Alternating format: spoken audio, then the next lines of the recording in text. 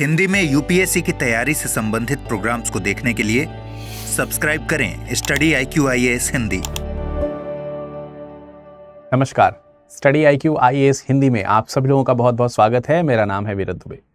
दोस्तों, आज हम लोग स्वतंत्रता संघर्ष को पढ़ रहे हैं। त्रिपुरी संकट से क्रिप्स मिशन तक की बातों को समझने का प्रयास करेंगे और त्रिपुरी संकट से क्रिप्स मिशन तक की जो ये बातें हैं, आइए इसको एक बार ध्यान से समझते हैं। इसमें हम क्या पढ़ेंगे?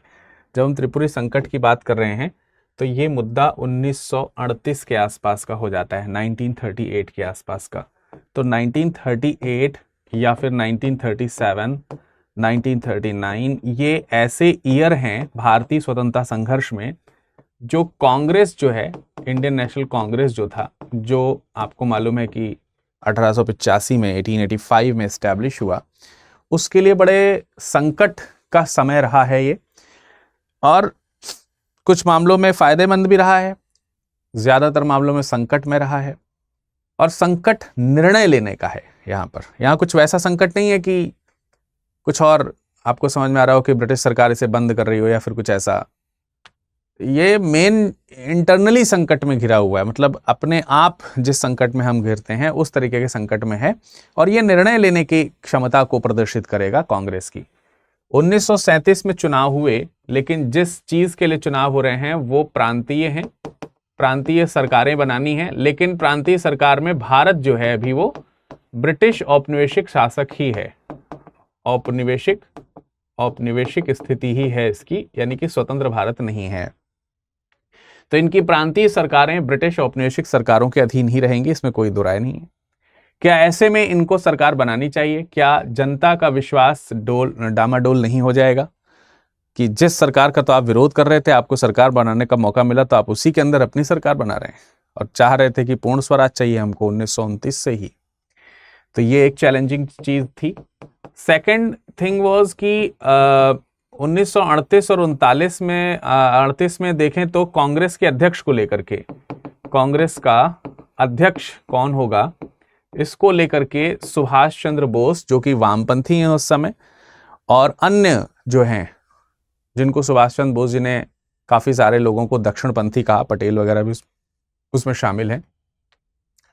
तो उनके आपस में कुछ ऐसी बातें आती हैं जो बाहरी दृष्टि से देखी जाए तो कटाक्षवश लगेंगी, आपसी सामंजस्य न बनता हुआ दिखाई देगा, इंटरनली जो मतभेद हैं वो दिखाई देंगे, अध्यक्ष पद को लेकर के खींचतानी दिखाई देगी, गांधी जी के भी कड़वे स्टेटमेंट्स कुछ आपको सुनने को मिल सकते हैं। एंड फाइनली 1939 में कांग्रेस जो है वो इस्तीफा दे देगी। 1939 में कांग्रेस क्या करेगी? 1939 में कांग्रेस इस्तीफा दे देगी। 1939 में जो कांग्रेस इस्तीफा दे देगी, इसका हमें यहाँ पर ध्यान रखना है कि उस समय गांधी जी भी खुश हो जाएंगे, लेकिन तब तक एक बड़ा चेंज ये आएगा कि अध्यक्ष चुने जाने के बावजूद भी उनको समर्थन नहीं मिलेगा कांग्रेस में सुभाष चंद्र बोस जी को। यही सब संकट है और ये स्थिति तुरंत इसके बाद शुरू हो जाएगी विश्व युद्ध की। यहीं से वर्ल्ड वॉर शुरू हो जाएगा, वर्ल्ड वॉर 2। और जब वर्ल्ड वॉर 2 होगा तो उसको क्रिप्स मिशन तक ले जाया जाएगा। सो बेसिकली यही है इस चैप्टर की थीम। क्लास नंबर 59 है आज हम इस स्वतंत्रता संघर्ष में, यही सारी चीजें पढ़ेंगे। चलिए स्टार्ट करते हैं। और मैं आपको यहाँ पर ये बताना चाहूंगा कि भाई 1937 के चुनाव 1937, इसके बारे में आपको डिटेल में पढ़ना है तो 1930 के इलेक्शंस के बारे में मैंने अलग से टॉपिक लिया हुआ है। 2-3 चैप्टर पीछे जाओगे तो आपको दिख जाएगा। कांग्रेस जो है उसकी जीत हुई है, इसमें कोई दो राय नहीं है, कांग्रेस की जीत है। कांग्रेस को जब जीत हासिल हुई, जैसा कि पिछले वाली क्लासेस में मैंने आपको बताया कि इनफैक्ट कुछ पूंजीपतियों ने इस चीज के लिए कांग्रेस को तैयार किया और तैयार करने के साथ साथ ब्रिटिश सरकार को एक कड़ा संदेश भी दिया कि कांग्रेस सरकार बना रही है तो इसका कुछ और अर्थ ना निकालिएगा आप। वो अपनी मांग रखने के लिए एक नए प्रकार का आंदोलन है कांग्रेस का, सरकार में रह करके सरकार का विरोध करने का। तो 1937 में कांग्रेस की चुनाव में जो जीत हासिल हुई है, उससे एक नया उत्साह तो आया है, नया उत्साह आया है, इसमें कोई दो राय नहीं। और इसके ऊपर हम बहुत चर्चा कर चुके हैं। लेकिन एक चीज और है, नया दौर, नया उभार, ये आपको आया है। एक चीज और है कि इसी दौरान जो वामपंथी हैं, वामपंथी जो हैं, इनके समर्थक भी जो हैं वो क्या हो रहे हैं, इनके समर्थक जो हैं वो भी काफी ज्यादा इंक्रीज हो रहे हैं और उनकी संख्या भी बढ़ रही है, जो कांग्रेस के लिए चैलेंजिंग है निस्संदेह। और इन्हीं समयों पे मैंने आपको बताया कि कांग्रेस में जो टॉप मैनेजमेंट है, उस टॉप मैनेजमेंट के अंदर एक संकट जो है वो गहरा रहा है। 1938 में सुभाष चंद्र बोस जो हैं वो चुनाव अध्यक्ष बने रहते हैं, ये अध्यक्ष पद आपको यहां पर मिला। और 1939 में जब आप देखेंगे तो 1939 के अध्यक्ष के लिए 21 जनवरी को सुभाष चंद्र बोस जी ने अपने आप को फिर से क्या किया, 1939 में अध्यक्ष पद के लिए घोषित किया। अध्यक्ष पद के लिए उम्मीदवारी के लिए उम्मीदवार के रूप में उन्होंने क्या किया, अब स्वयं को घोषित किया कि भाई हम जो हैं यहां पर फिर से अध्यक्ष बनना चाह रहे हैं। और इस समय तक वामपंथी विचारधारा भी तेज हो चुकी है, ऐसा नहीं कि वामपंथी विचारधारा तेज नहीं है। तो बोस ये कहते हैं कि कांग्रेस में हमको अपने कार्य का नजरिया उस समय बदलना है। तो सुभाष चंद्र बोस का ये मानना है कि उस समय उनकी डिमांड है और कांग्रेस की डिमांड है और देश की डिमांड ये है आफ्टर द एनालिसिस कि हमको देश के नजरिया बदलना है। और कांग्रेस में वर्किंग प्रोसीजर इस प्रकार से होना चाहिए कि उसके अध्यक्षों का चुनाव इस आधार पर किया जाए कि कौन वो अध्यक्ष है जो तमाम प्रकार की समस्याएं हैं उसको समझ रहा है, वर्तमान समस्याएं, और उस समस्याओं के आधार पर किस प्रकार के कार्यक्रम होने चाहिए, उन कार्यक्रमों में किसी की क्या परफॉर्मेंसेज रही हैं, उन सब चीजों का आकलन करने के बाद कांग्रेस कार्य समिति को चाहिए कि वो अपने अध्यक्ष का चुनाव करे। मतलब तमाम प्रकार की समस्याएं और उनका जो सोल्यूशन देने का के लिए जो कार्यक्रम चलाए गए हैं, ये आधार होना चाहिए। वर्क बेस्ड मतलब क्या काम किया है किसी ने, उसके आधार पर किसी का चुनाव हो, ये बात यहां पर सिंपल तौर पर रखने की बात हुई है। तो ये उन्होंने अपने अध्यक्ष घोषित होने के लिए जो अपनी प्रेरणा प्रस्तुत करी है, उसके पीछे का ये तर्क है। लेकिन कांग्रेस में कुछ और लोग हैं, जैसे सरदार पटेल हैं, राजेंद्र प्रसाद जी हैं, जेबी कृपलानी जी हैं, अन्य भी 3-4 लोग हैं। उन लोगों ने कहा कि ये विचारधाराओं की बात नहीं है, ये विभिन्न समस्याओं पर किसी की क्या विचारधारा है, उसको लेकर के किस प्रकार के कार्यक्रम रखे गए हैं, इन सब चीजों के आधार पर, कार्यक्रमों की नीतियों के आधार पर कांग्रेस का चुनाव होना, कांग्रेस अध्यक्ष का चुनाव होना, ये एकदम बेकार की बात है। ऐसे कांग्रेस का चुनाव नहीं होता है। कांग्रेस के चुनाव में आपको मालूम है कि हमेशा जो है अध्यक्ष का निर्णय जो होता है, अध्यक्ष कौन बनेगा इसका निर्णय तमाम प्रकार की जो कांग्रेस की कार्य समितियां हैं, वो समितियां मिल करके करती हैं और इस बात का ध्यान रखते हुए करती हैं कि जिसे भी अध्यक्ष बनाया जाएगा वह एक प्रकार से संवैधानिक प्रमुख की भूमिका के तौर पर रिप्रेजेंट होता है, उसकी हैसियत इतनी होती है। तो ये ध्यान रखना है कार्य समिति को कि वर्तमान सिचुएशन के अकॉर्डिंग नहीं, ओवरऑल सिचुएशन के अकॉर्डिंग हम समितियां जो है वो निर्णय हमेशा लेती आई हैं और उसी के आधार पर ही हमको जो है अध्यक्ष चुनना चाहिए। ऐसा अध्यक्ष हो जो राष्ट्र की एकता का प्रतिनिधित्व करता हो।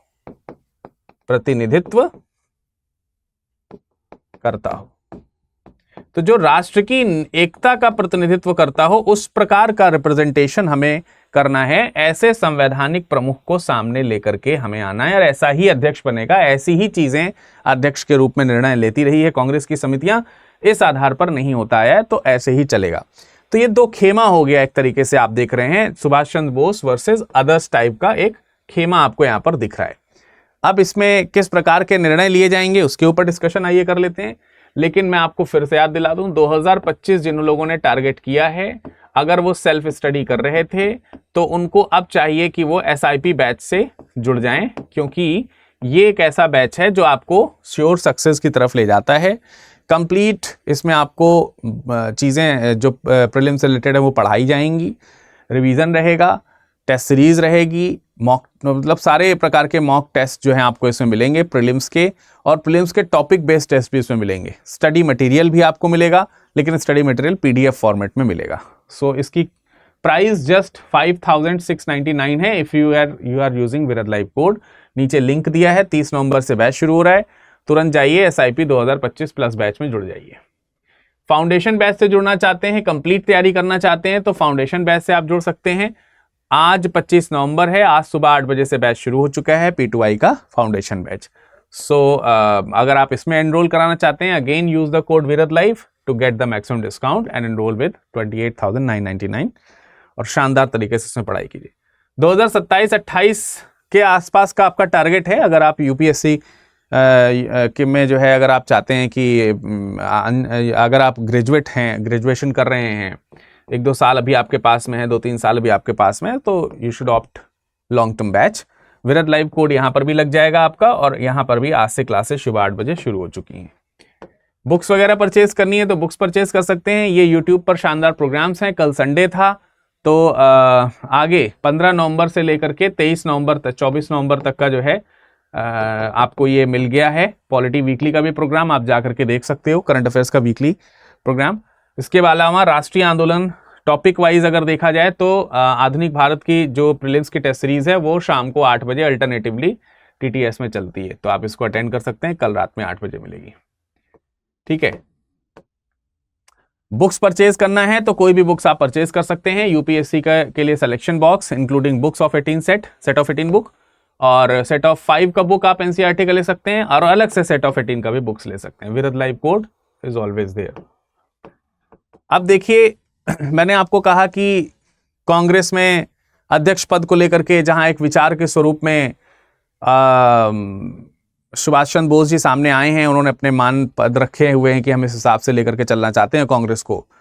मतभेद हुआ है कि नहीं भाई, ऐसे कांग्रेस में अध्यक्ष पद का चुनाव नहीं होगा, पद्धतियां दूसरी रहेंगी।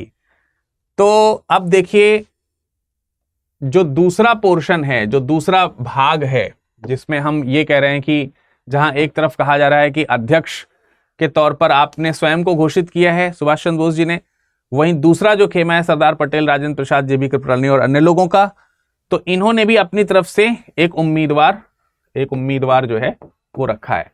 और ये जो उम्मीदवार हैं ये कोई और नहीं है बल्कि पी सीतारमैया है, ठीक है, पट्टाभी सीतारमैया है। और ये जो उम्मीदवार हैं, इन उम्मीदवार के लिए गांधी जी का भी समर्थन है। ये बड़ी बात है, गांधी जी का समर्थन है। अब गांधी जी का समर्थन अगर कांग्रेस में किसी नेता के ऊपर हो गया तो मानो कि वो अध्यक्ष बन गया, उसको कोई रोक नहीं सकता अध्यक्ष बनने के लिए, तो फिर ऐसी ही बात है। वैसे भी काफी मान सम्मान है ना, काफी चीजों की बात है। फिर भी सुभाष चंद्र बोस जो है वो अपना चुनाव प्रचार करते हैं, और रिजल्ट जो है वो 29 जनवरी को आता है, और इसमें 1377 वोट जो हैं उसकी तुलना में 1580 वोट के साथ सुभाष चंद्र बोस जी विजयी हो जाते हैं।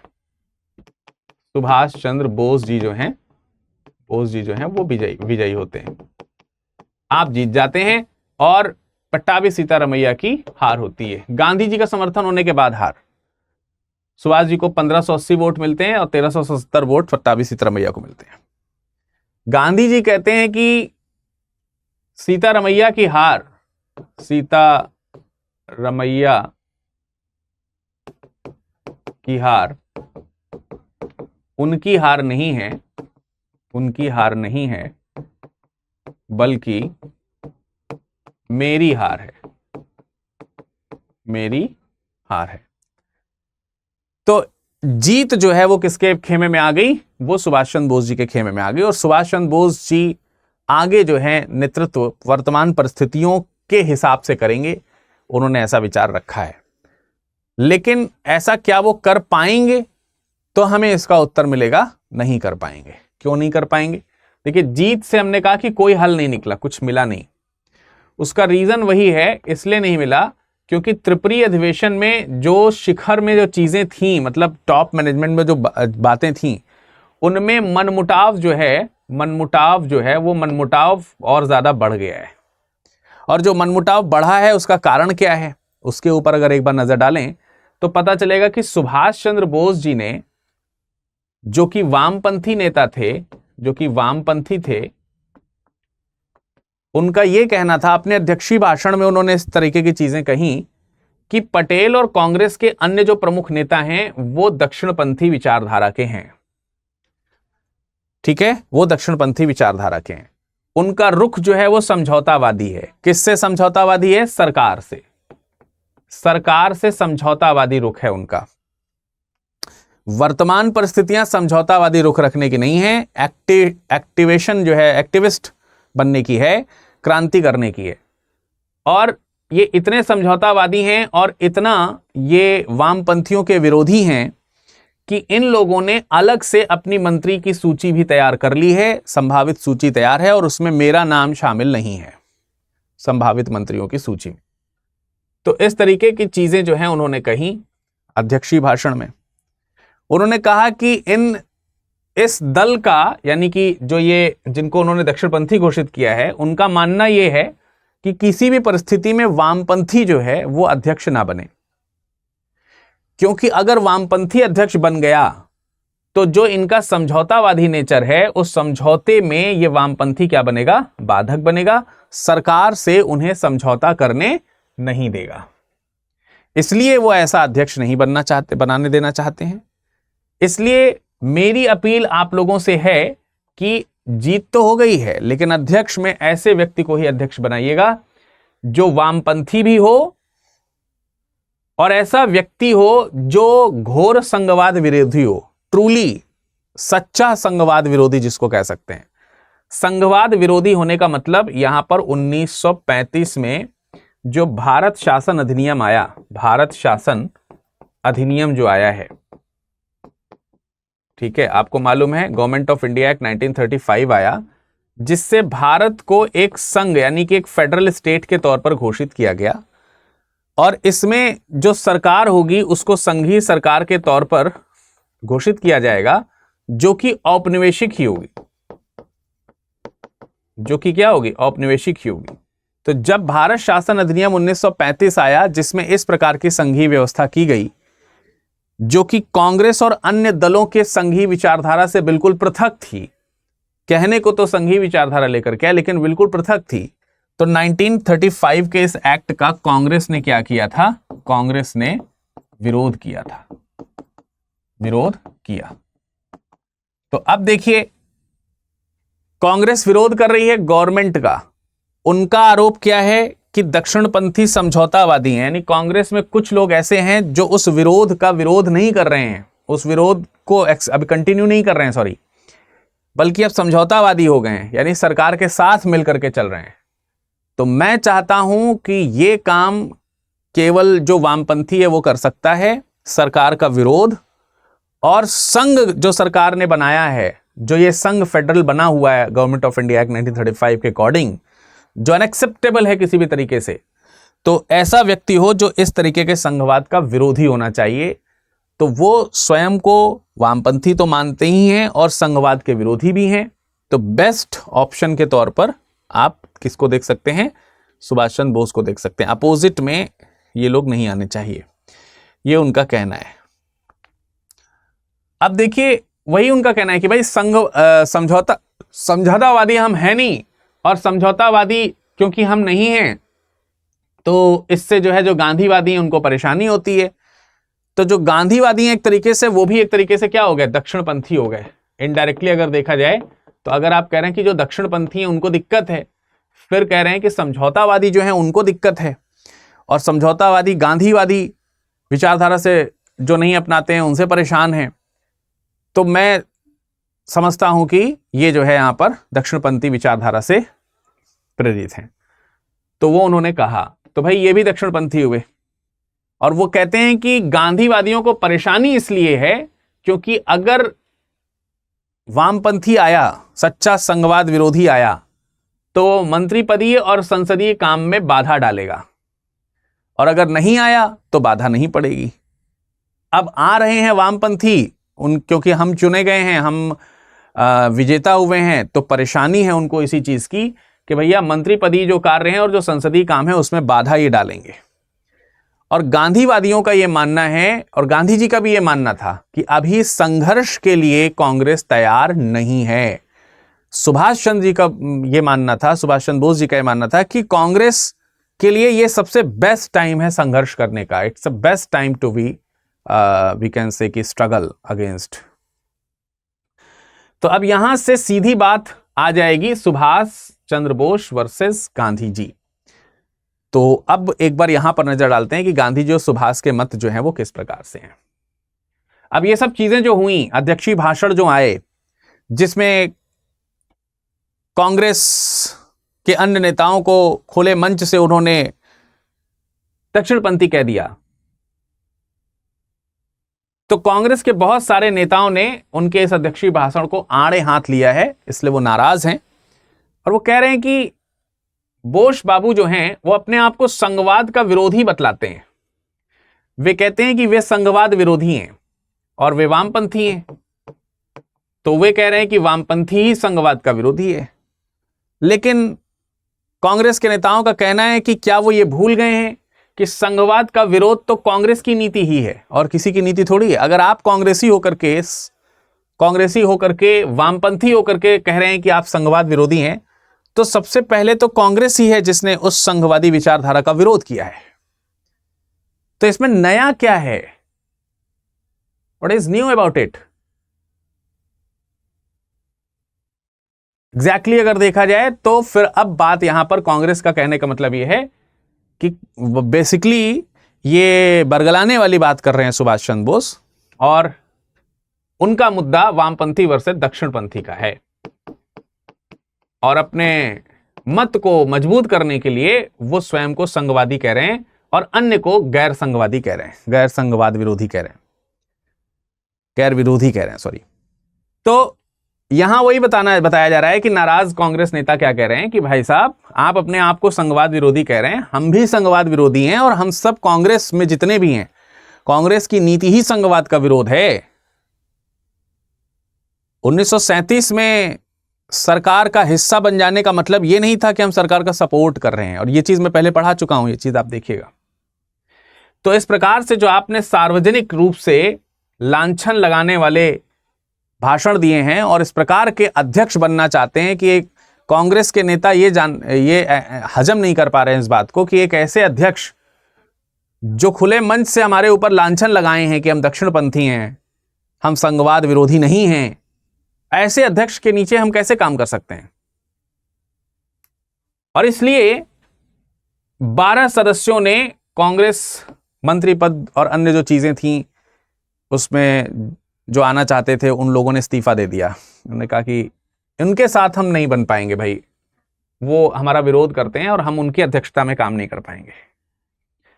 गांधी जी ने लेकिन इसको लेकर के एक वक्तव्य दिया।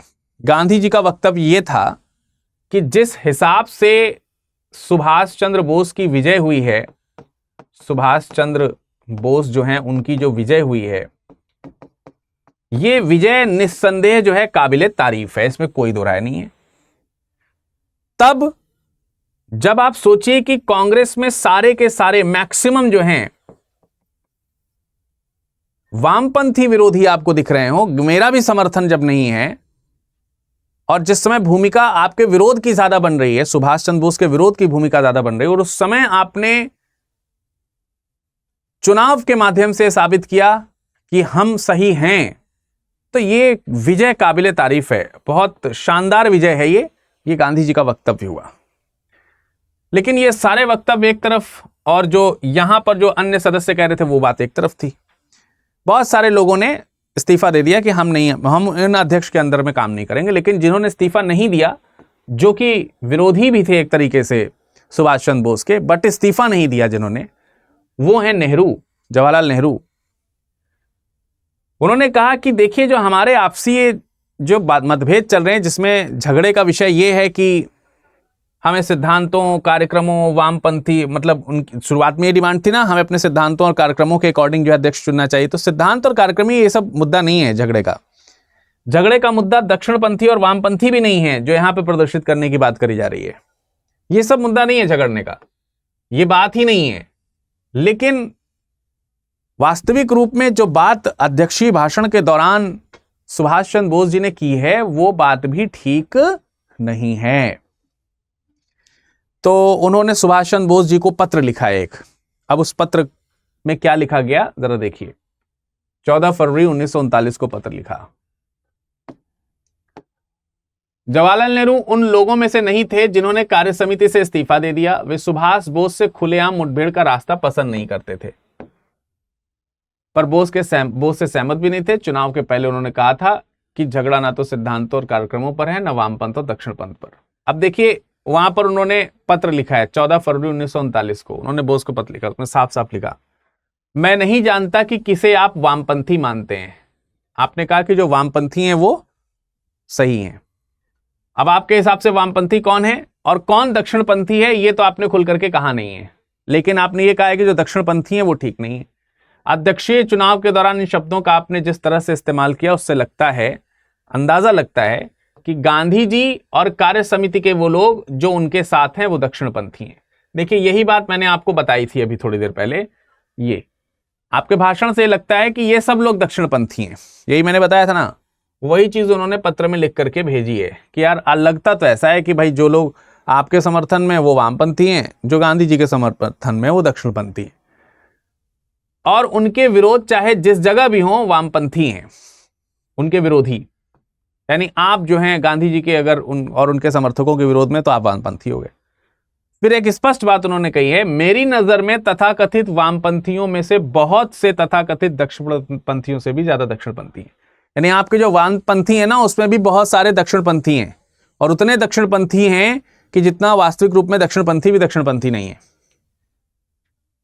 इस तरीके की कड़ी भाषा का इस्तेमाल और कांग्रेस के पुराने नेतृत्व की आलोचना करने और उस पर प्रहार करने की क्षमता राजनीति में वामपंथ की कसौटी नहीं है। मतलब अगर आप इस तरीके के कड़े शब्दों का प्रयोग कर रहे हैं तो इसका मतलब ये नहीं कि आप वामपंथी हो गए। मेरा ख्याल है कि वाम और दक्षिण शब्दों का इस्तेमाल आमतौर से पूर्णतः गलत और भ्रम पैदा करने वाला रहा है। यदि हम इन शब्दों का प्रयोग करने के बजाय नीतियों पर बातचीत करें तो कहीं बेहतर होगा। अब देखो, बात तो कहीं ना कहीं वही आ गई। आप किन नीतियों की वकालत करते हैं? संघवाद के विरोध की। बहुत खुशी की बात है, आप संघवाद के विरोधी हैं, अच्छी बात है। लेकिन मेरा ख्याल है कि कार्यसमिति के अधिकांश नेताओं का यही कहना है, यही बात शुरुआत में लिखी, कांग्रेस तो पहले से ही संघवाद विरोधी है। आप कह रहे हैं जो संघवाद विरोधी है उसी को अध्यक्ष बनना चाहिए, बिल्कुल बनना चाहिए, इसमें नया क्या है। लेकिन इसको लेकर के कटुवचन क्यों कहे हैं आपने, ये उनका क्वेश्चन है। इस मामले में उनकी किसी कमजोरी की ओर इशारा करना उचित नहीं है। तो ये एक जो पत्र गया उससे ये आभास होता है कि निस्संदेह जो है कहीं ना कहीं आपस में मतभेद तो तगड़े चल रहे थे। अब एक नजर डाल लेते हैं कि सुभाष जी और गांधी जी के बीच में जो विवाद है वो किस प्रकार का है। वो विवाद रणनीतिक कौशल का है, बेसिकली अगर देखा जाए, नीति और रण कौशल का है। किसके खिलाफ नीति, किसके खिलाफ कौशल? कांग्रेस के क्या नाम है, ब्रिटिश सरकार, औपनिवेशिक सरकार के खिलाफ। अब देखिए कैसे है, किस प्रकार से है। एक्चुअली बुनियादी मुद्दा जो है वो इस प्रकार का है। सुभाष चंद्र जी का जो नजरिया है वो ये है, वो इनका कहना है कि कांग्रेस इस समय क्या है, कांग्रेस जो है उसे अब तैयार होना चाहिए किसके लिए? क्रांति के लिए। और क्रांति के लिए कांग्रेस तैयार भी है, और अब हमें एक्टिवली इस पे काम कर देना चाहिए, शुरू कर देना चाहिए। उन्होंने अपने अध्यक्षीय भाषण में यह भी कहा कि कांग्रेस को क्रांति करने से पहले सरकार जो है उस सरकार को क्या देना चाहिए? 6 माह का समय, कि भाई 6 माह का समय है। कांग्रेस की ये डिमांड है, सरकार को चाहिए कि तुरंत देश छोड़ करके चली जाए और यहां पर अपनी सरकार हमें बनाने दे। 6 माह में सरकार अगर मान जाती है तो ठीक है, ना मान जाए तो देशव्यापी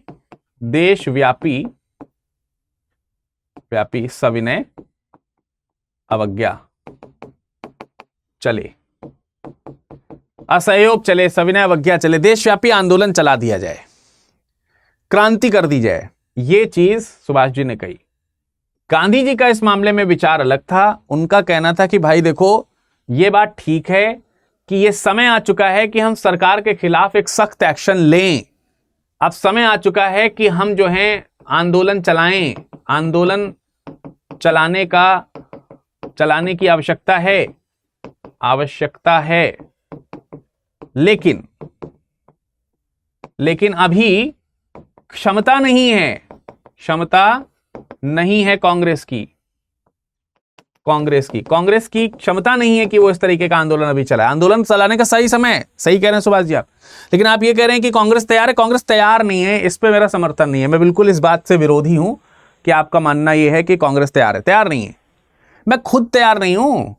मुझसे आप कह दो कि आप दिल्ली चलो और मेरे साथ बहुत सारे लोग दिल्ली चल पाए, तो मुझे लगता नहीं कि इतने लोग तैयार हो पाएंगे,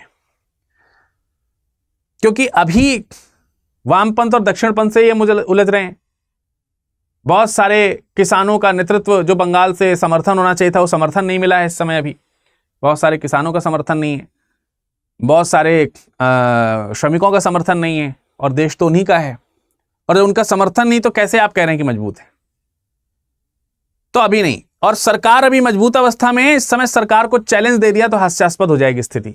तो चैलेंज देने की क्षमता नहीं है, थोड़ा कुछ और रणनीति बनानी पड़ेगी यहां पर। सुभाष जी का मानना अलग था, उनका मामला था कि क्रांति की जा सकती है, सही समय है, एकदम चढ़ के उनसे मांगो, देश अपना है, कोई दिक्कत थोड़ी है, सब जुटेंगे, कौन नहीं जुटेगा। गांधी जी का यह कहना है कि कांग्रेस में खुद तो चल नहीं रहा सही से, और मैंने आपको बताया था कि 1939 के आते आते तक कांग्रेस में इस तरीके के लोग शामिल हो गए थे जो कहने के नाम पर केवल नेता थे, नेतागिरी बटोर रहे थे, वो अपनी किस्मत चमका रहे थे। वो गांधी जी को ऐसे लोगों से सख्त नफरत हो रही थी। जवाहरलाल नेहरू जी ने भी ये चीजें प्रकट करी थी कि कांग्रेस में अच्छे लोग नहीं आ रहे हैं, ठीक नहीं चल रही है कांग्रेस। तो जब इस दशा में कांग्रेस ही चरर मरर है तो ऐसे में कांग्रेस एकजुट कैसे होगी? ठीक उसी समय द्वितीय विश्व युद्ध शुरू होता है और कांग्रेस के मंत्रिमंडल जो हैं वो अपनी अपनी जगहों से इस्तीफा दे देते हैं। गांधी जी को संतुष्टि होती है कि चलो ये कीड़े मकोड़े जो आ गए थे अब कांग्रेस में, ये दूर हो जाएंगे, कांग्रेस का शुद्धिकरण हो जाएगा। इसी नाते जो केवल इसलिए कांग्रेस में जुड़ गए थे कि उनके जुड़ने से उनके सरकार में जाने का रास्ता खुल जा रहा है, और कई सारे ऐसे लोग थे। तो जो भी हो, बहरहाल कांग्रेस ने इस्तीफा दे दिया। तो मतभेद अलग हैं गांधी जी के भी।